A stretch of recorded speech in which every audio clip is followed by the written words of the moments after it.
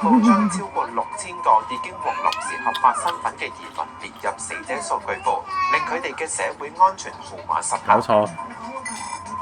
當局聲稱呢啲移民有犯罪或者涉及恐怖主義，下個月繼續打葵成功站，迫使佢哋自願離開美國。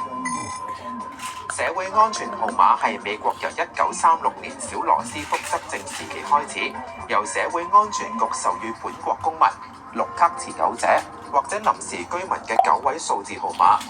最初用喺追蹤個人收入記錄，確定社會福利配額，但近年相當於實際上嘅身份證號碼。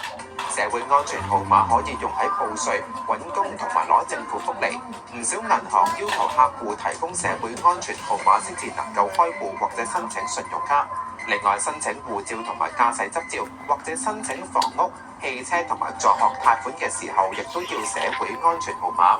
喺部分校網，冇社會安全號碼嘅小朋友可能被拒絕入學。而社會安全號碼失效，相當於金融死亡。